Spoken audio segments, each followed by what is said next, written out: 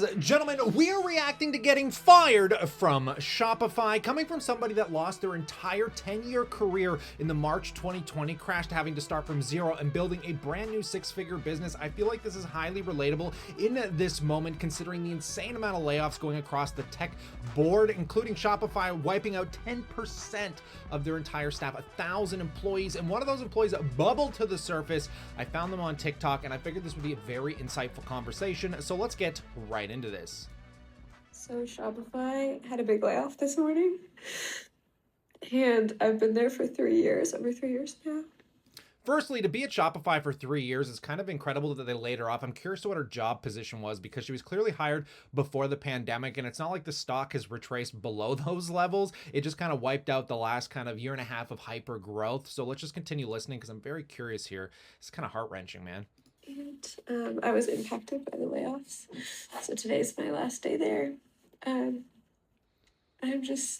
It's so heartbreaking to me because I was really dedicated to staying there for my career as long as I could. I just really loved the company. I don't love the corporate life because clearly they don't love you. And if your job position doesn't directly correlate to that bottom line, that income, then you're exposable, expendable to them. They'll just get rid of you. So don't fall in love. This is why it's prudent to have passive income, dividends, stocks, and have a side hustle always. So you have something to cushion yourself back onto while you start looking for new jobs. But oh man, this is brutal. felt like the 3 years experience there, I had grown so much and seen so much creatively. Being in a design role there, yeah, I've been laid off before. Oh, she's a graphic designer. This is really sad because obviously graphic designers kind of come a dime a dozen these days. So unfortunately, I think that's something that you should learn from.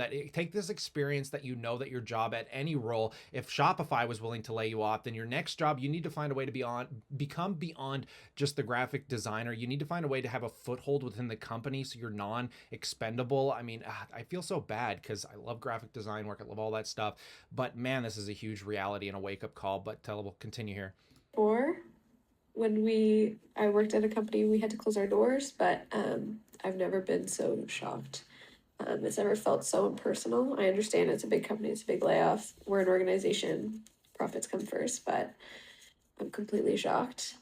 And it just feels so personal only because I loved the company so much and I just felt safe with 3 years of experience where the company grew a ton in the last 2 years. So I just felt like there is real no job security, and feeling safe, I think, is just something that ends up making you weaker. You should always kind of have a chip on your shoulder and be a little on edge all the time because nothing is guaranteed in this life. And in the macroeconomic environment and the amount of job shifting I've done, I've just come to realize that I just presume I'm going to lose my job tomorrow, and I prepare ahead of time, emergency fund, and just making sure I'm very prudent in the short term, kind of alleviate some of the stress so I don't get slapped upside the head like I did when I lost my entire career to the pandemic. But at least she's been through it once. I mean, she did say she lost her other jobs, but this one, yeah, I could imagine this one's rough.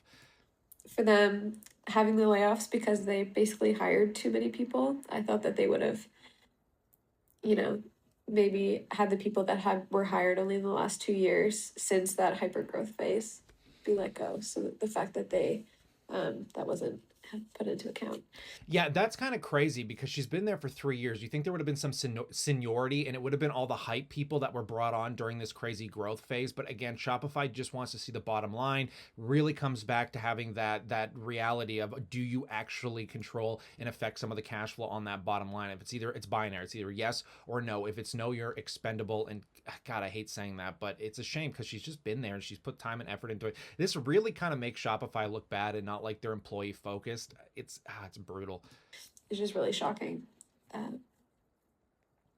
But yeah, my thoughts and prayers go to anyone impacted by this layoff or layoffs in general because holy cow, it's really personal and emotional, and it's such a huge part of my life. I really eat, sleep, and breathe like the mission of Shopify. I love small business, and yeah, it was such a pillar of my life. So here's to a new day.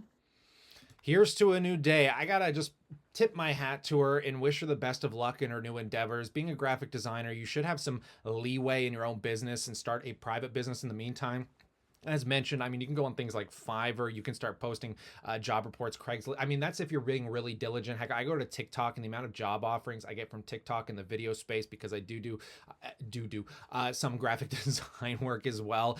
I think if your skills are malleable, again, just take this as that learning lesson that there is nothing guaranteed in your job. And yeah, what a wild story. So I'm going to pass the question off to you. Have you guys been experiencing any layoffs through this? I've been very fortunate to keep most of my job, even though I'm seeing a decline in my own personal revenue. But again, it's nominal and expected kind of for the slowdown growth we're experiencing, and to still have the jobs I have, I'm extremely grateful. But are you being impacted? I'd love to hear about your stories in that comment section below. And I just want to shout out that if you enjoy these kind of conversations, if you enjoy building wealth, I want you to join my community, the hashtag Rich Gang. You can go to the richgang.com, guys, where you can join my private WhatsApp groups with over 100 members discussing stocks, business, finance, crypto, real estate, and all of that stuff, as we all have similar mindsets. We want to grow as a community together, so you can support the channel, get involved with me on the daily basis outside of these videos, and also get some financial tools that'll probably help you in your risk tolerance and diversification. Again, this is just something that I'm throwing out there, but you can always come back to this channel for free, so consider subscribing. And on that note, stay cool, stay awesome, and as always, I look forward to catching you in the next one.